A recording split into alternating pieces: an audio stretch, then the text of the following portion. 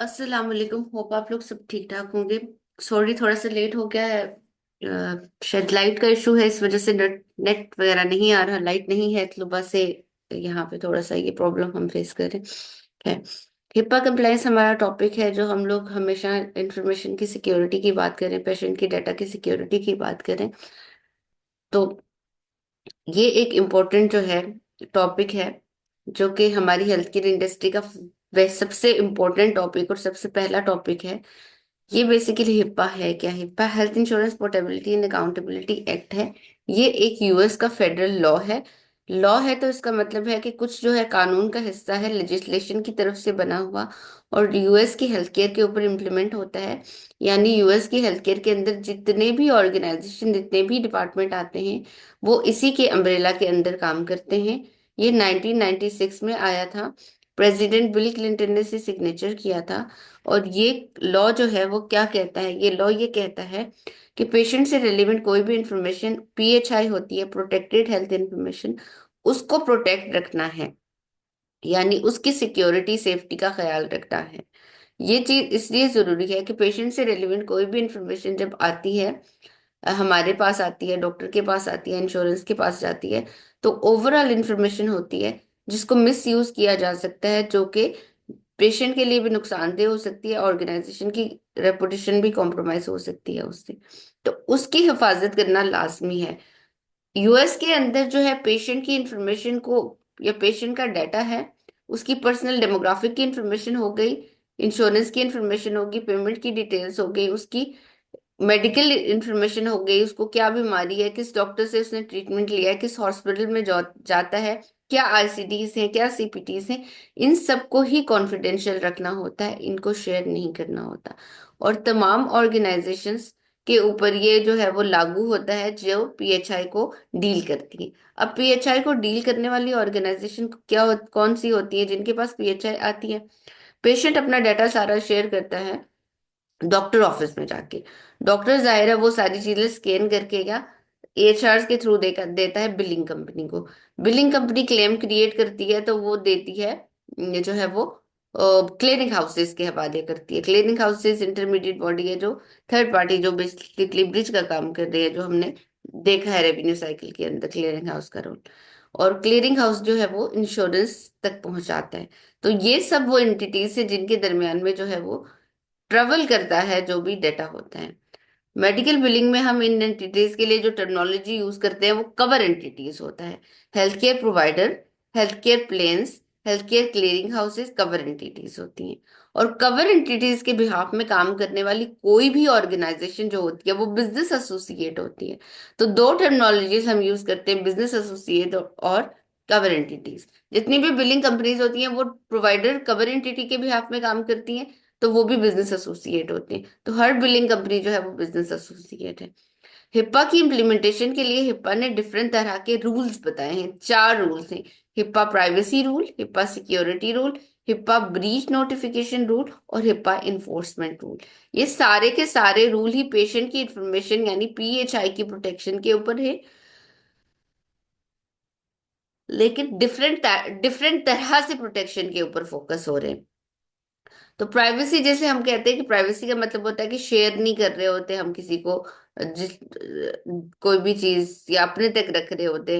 Privacy, private रखने को यही कहते हैं। तो हिप्पा का प्राइवेसी रूल बेसिकली यही कह रहा है, इंफॉर्मेशन के डिस्क्लोजर के ऊपर फोकस्ड है। और ये कह रहा है कि जब इंफॉर्मेशन को डिस्क्लोज करें, डिस्क्लोज का मतलब है जान के हम लोग जो इंफॉर्मेशन किसी को दे रहे हैं, तो इस चीज का ख्याल रखें कि किसी भी अनअथराइज्ड पर्सन को इंफॉर्मेशन ना शेयर की जाए।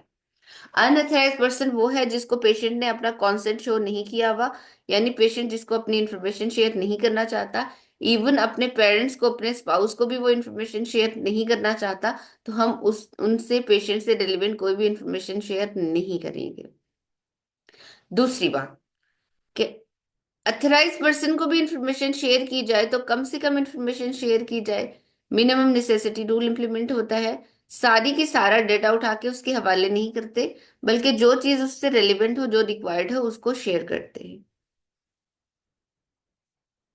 तीसरी बात, ऑर्गेनाइजेशन के पास जब पेशेंट का डाटा आता है, तो ऑर्गेनाइजेशन भी ये नहीं होती कि सभी एम्प्लॉय के साथ उस पेशेंट का डाटा या उस डॉक्टर के जो अकाउंट का डाटा है वो सारा शेयर करते।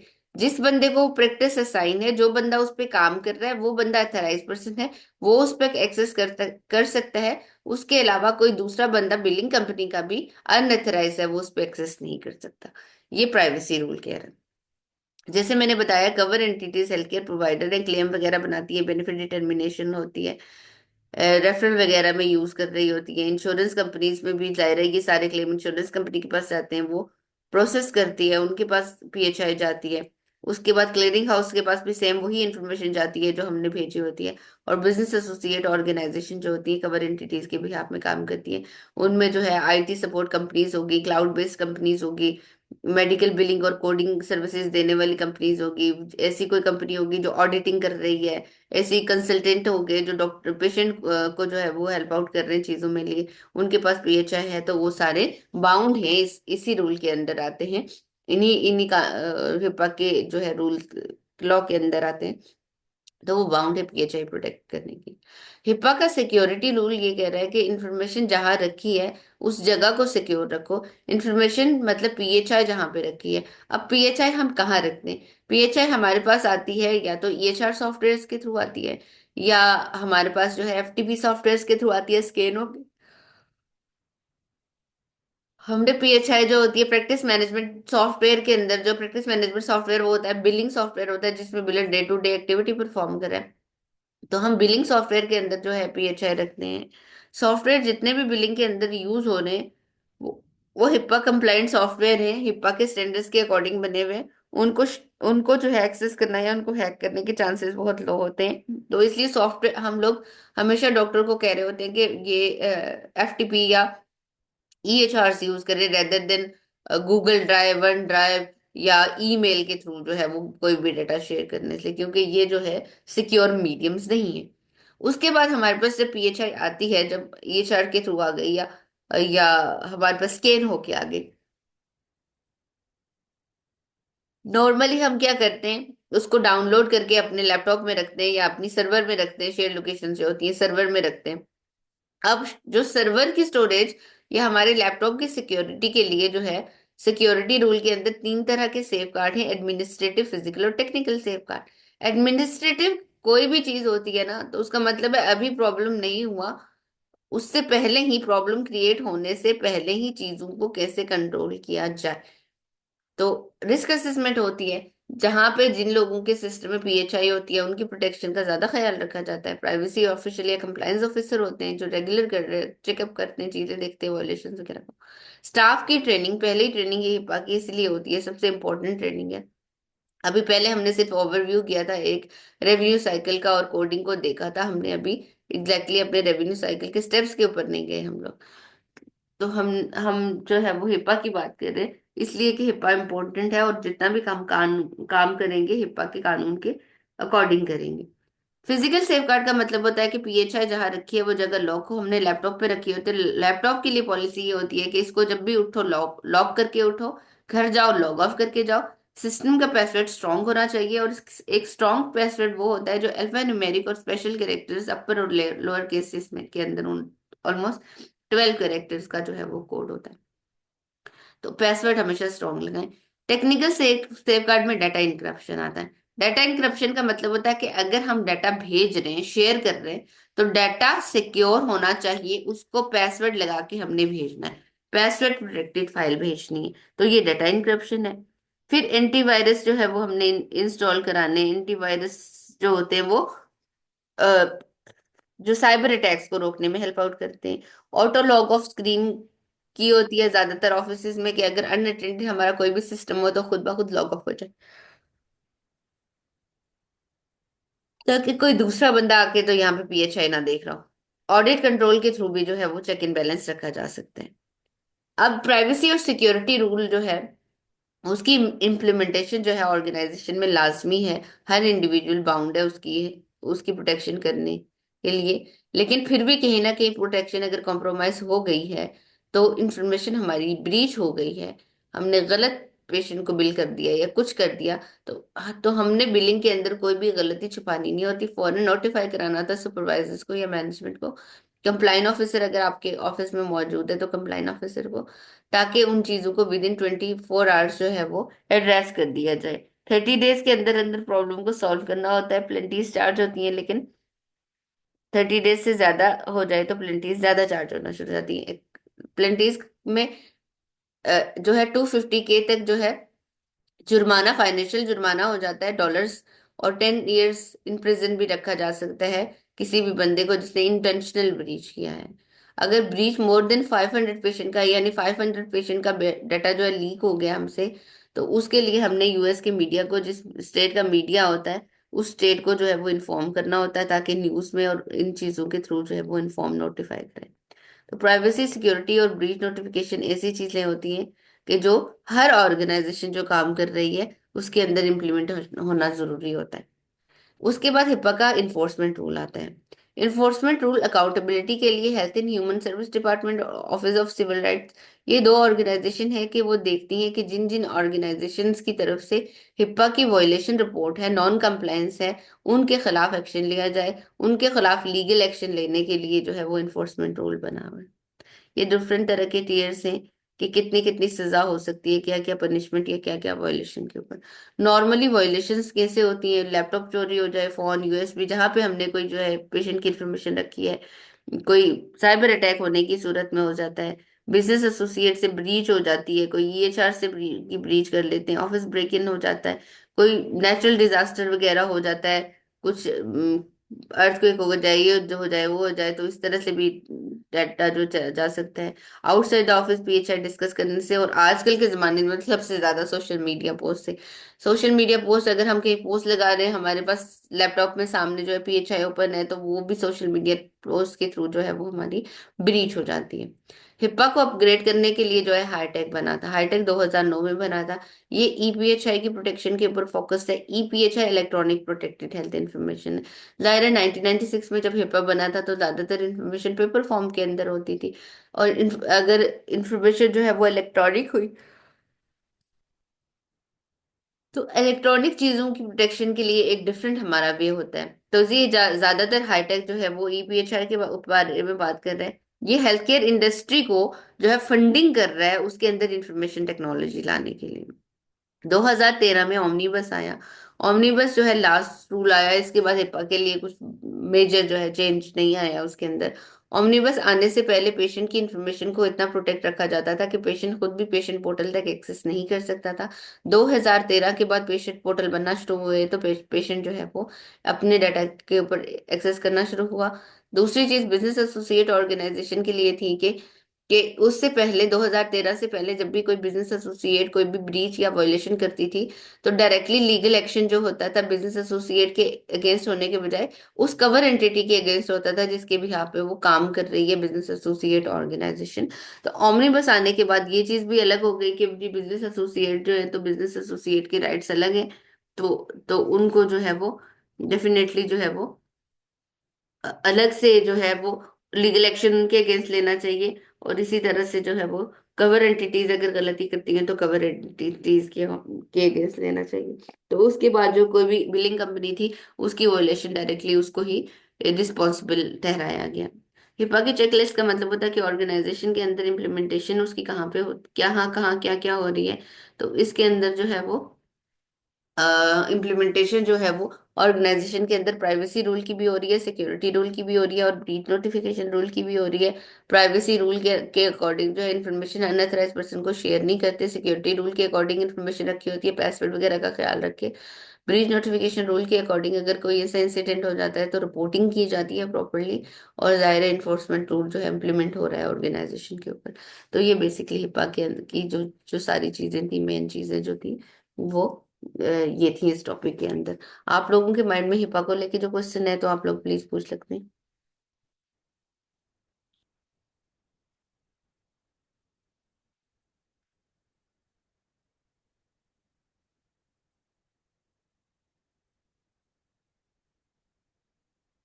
हिपा बहुत इम्पोर्टेंट टॉपिक है।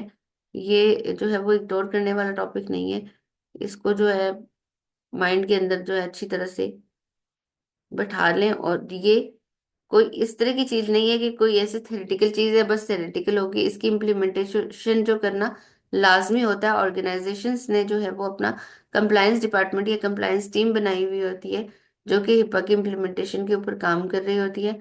और अगर कोई भी बंदा जो है हिपा की वायलेशन होता है तो ऑर्गेनाइजेशन की अपनी इंटरनल पेनल्टीज भी होती है। एक तो ये होती है ना कि health and human service department की तरफ से जो है वो ऑर्गेनाइजेशन के खिलाफ लीगल एक्शन लिया गया है तो उनको पेनल्टीज चार्ज की गई हैं।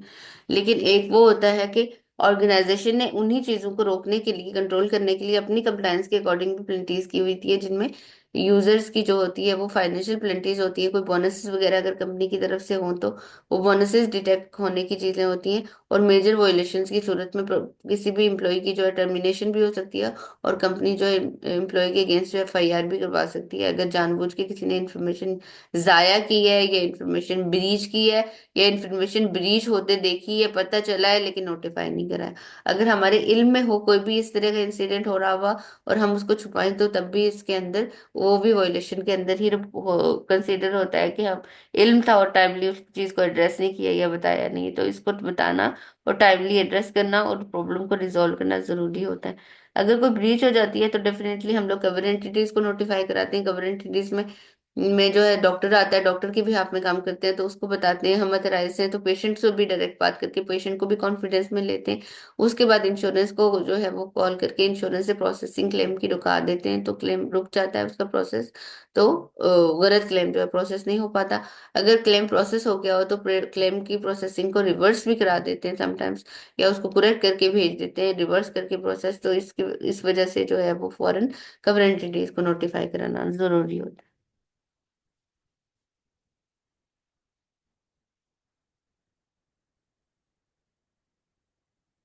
किसी के माइंड में प्रीवियस लेक्चर्स को लेके या इस लेक्चर को लेके क्वेश्चन है तो प्लीज पूछ लें।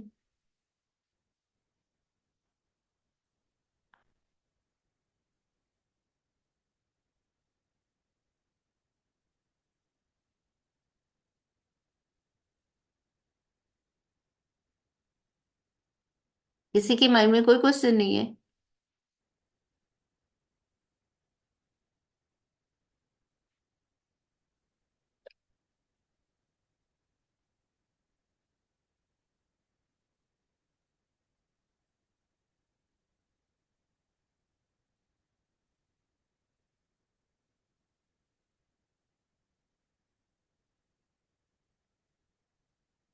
जब भी हिप्पा पढ़ाते हैं तो उसके साथ किसी और टॉपिक को मैं ऐड नहीं करती होती, इस वजह से कि ये टॉपिक बिल्कुल ही डिफरेंट है, बाकी चीजों से बिल्कुल मुख्तलिफ है, तो इसके साथ हम लोग नॉर्मली नहीं ऐड करते।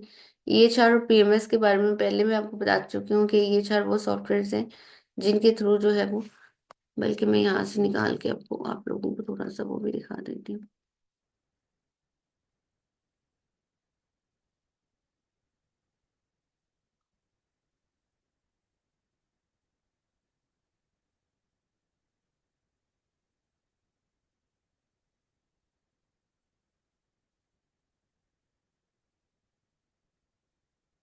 प्रैक्टिस मैनेजमेंट सॉफ्टवेयर या पीएमएस वो सॉफ्टवेयर और जिसमें बिलर जो है day to day activity perform करता है, अपने जो है वो पेशेंट की डेमोग्राफिक क्रिएट करता है, बिल क्रिएट करता है, सबमिट कराता है, रिजेक्शंस पे काम करता है, पेमेंट पोस्टिंग करता है, फॉलो अप करता है, ईआरए हूँ या ईओबीस हूँ।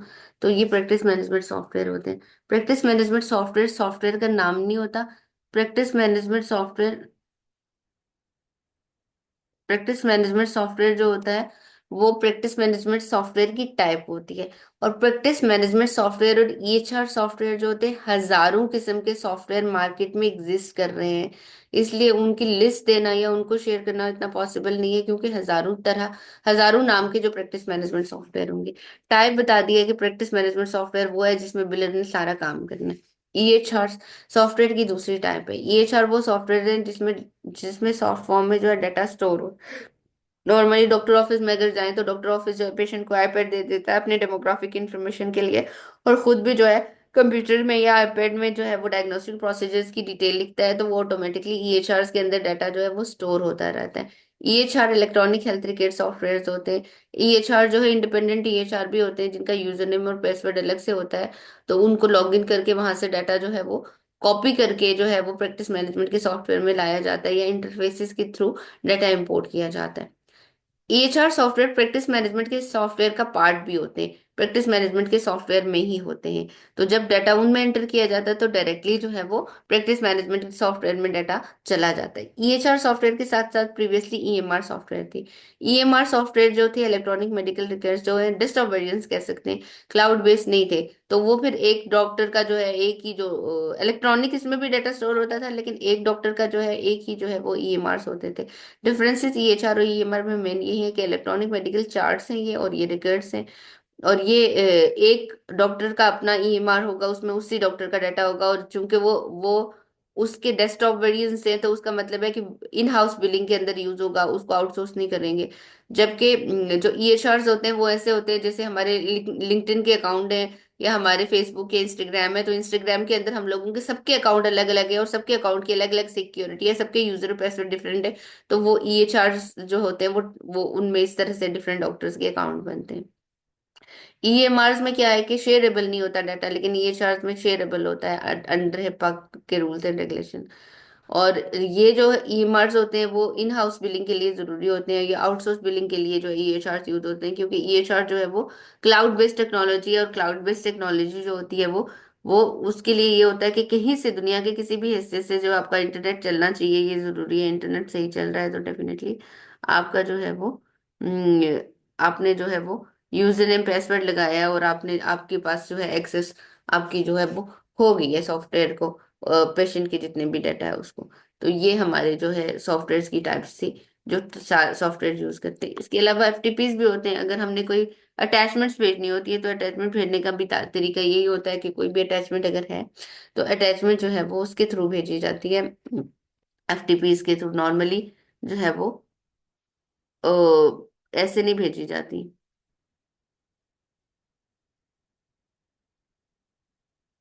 अच्छा। अच्छा, रेवेन्यू साइकिल का कहा है कि पेपर क्लेम रिवाइज करा दें। पेपर क्लेम बता देती हूँ, उसको खोले बगैर ही बता देती हूँ। पेपर क्लेम में ये होता है कि हमने जब जब रेवेन्यू साइकिल के अंदर जो है क्लेम क्रिएट किया है सॉफ्टवेयर के अंदर, जब ईएचआर या ईएचआर के थ्रू या एफटीपीस के थ्रू जो है वो डाटा आया बिलिंग टीम के पास, बिलिंग टीम ने अपनी प्रैक्टिस मैनेजमेंट सॉफ्टवेयर के अंदर जो है वो डेमोग्राफिक की इंफॉर्मेशन ऐड की, और फिर क्लेम की इंफॉर्मेशन, क्लेम क्रिएट किया। अब क्लेम क्रिएट कर किया सॉफ्टवेयर के अंदर, क्लेम क्रिएट हो गया है। उसी क्लेम को जो है वो बैक एंड पे जो है वो सीएमएस 1500 फॉर्म या यूबी 04 फॉर्म पे डिपेंड करता है। अगर पेशेंट इन पेशेंट है, एडमिट पेशेंट है, तो उसका फॉर्म जो जाएगा वो यूबी 04 फॉर्म होता है। और अगर आउट पेशेंट है तो उसका जो है सीएमएस 1500 फॉर्म जा रहा होता है। इनको निकाल के फैक्स के थ्रू या पोस्टल एड्रेसेस के थ्रू जो है वो क्लेम सबमिशन होती है। फैक्स कराने के लिए फैक्स नंबर पे भी भेजते हैं। और जो पेपर सबमिशन होती है वो डायरेक्टली पाकिस्तान से नहीं होती, उसके लिए जो हमारे यूएस रिप्रेजेंटेटिव होते हैं, हम उनको जो है वो पेपर सबमिशन के लिए देते हैं। फिर वो इन्वेल्प्स में बंद करके पोस्टल एड्रेसेस पे भेजते हैं। तो कुछ क्लेम ऐसे होते हैं कि जो स्टिल जो है वो पेपर सबमिशन जो है थ्रू पोस्टल एड्रेस या फिजिकल एड्रेस हो रही होती है। लेकिन ज्यादातर हम प्रेफर करते हैं कि जो पेपर सबमिशन हो रही है वो भी फैक्स के थ्रू जो है वो सबमिट करा दें।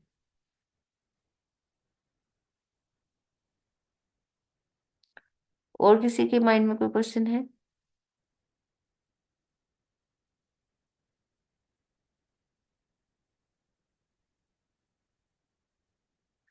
ठीक है, अगर कोई क्वेश्चन नहीं है इसको मैं वाइंड अप कर देती हूँ। वैसे भी लाइट नहीं है तो थोड़ा सा इशू आप लोगों को भी फेस करना पड़ा। बहुत सारे लोग आज नेट की वजह से नहीं भी ज्वाइन कर पाए।